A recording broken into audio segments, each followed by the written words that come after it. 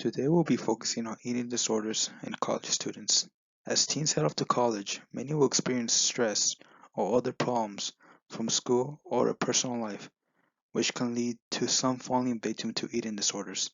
So how can we help students treat or even prevent falling victim to eating disorders? Now you may be wondering, what are eating disorders? Well, according to the National Institute of Mental Health, eating disorders are serious biological medical illnesses marked by severe disturbances to one's eating behavior. According to the National Institute of Mental Health, one of the most common eating disorders ranges from anorexia nervosa, bulimia nervosa, binge eating disorder, pica, and rumination disorder. According to a study done by the National Eating Disorder Association, an estimated 30 million people struggle from some sort of eating disorder in their lifetime, and that's just in the United States alone. That alone is just the general American population, but how many of those are college students? Well, according to a study published by the U.S. National Library of Medicine, it found that eating disorders among college students has increased from 7.9% to 25% in men, and from 23.4% to 32.6% in women in just over a 13-year period. That's quite a lot of students who fall victim to eating disorders. But what exactly is the cause for students to fall victim to it?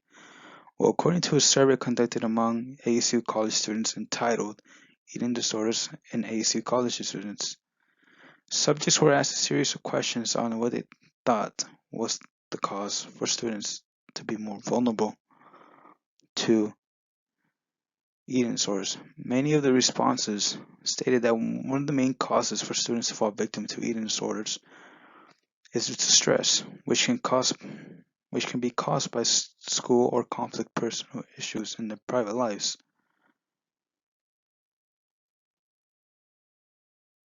In addition, subjects were also asked if they have ever felt stress from school, work, or any other personal issues that could contribute in the way they eat, and how exactly has it changed.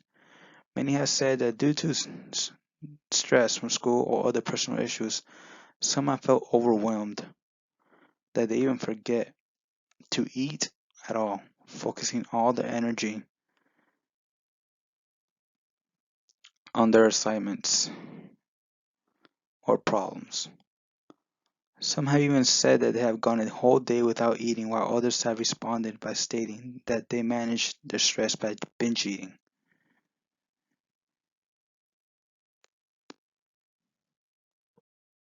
Now, that's just a small number of students in the ASU downtown campus. Could you imagine how many students suffer from the exact same problem these students go through?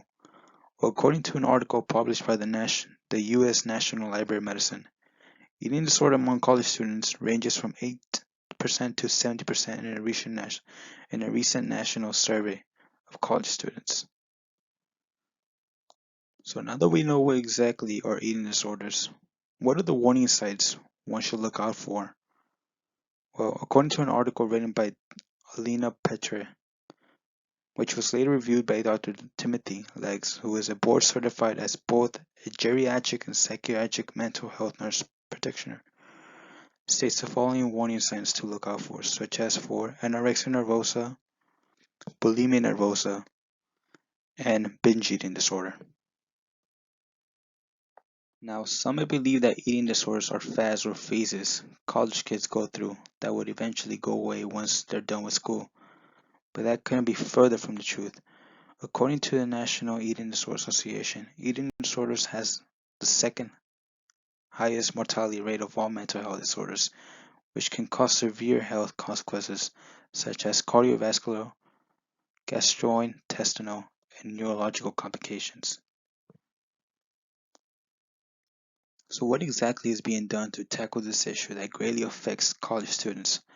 Luckily, here are a few treatments available to students who suffer from eating disorders, such as counseling centers, eating disorder therapies or counseling groups, courses on eating disorders, screening and prevention programs for students, and eating disorder education coordinator. If your college doesn't offer those options, one resource available to the general public is the National Eating Disorder Association. According to the National Health Service, there are many other ways to help someone other than seeking medical help, such as trying to include them or just keep trying to talk to them. Try to build their self-esteem by telling them how great of a person they are. Try to listen to them, give your attention to them, and try not to give advice or criticize. Be honest with them and how much you care for them. But the most recommended option in wanting to help someone is to suggest they seek help from a physician or a therapist. Despite this physical or mental health issue college students face, with these steps in place, we can take better measures to help college students seek treatment so they can live a better and more peaceful lifestyle while at college.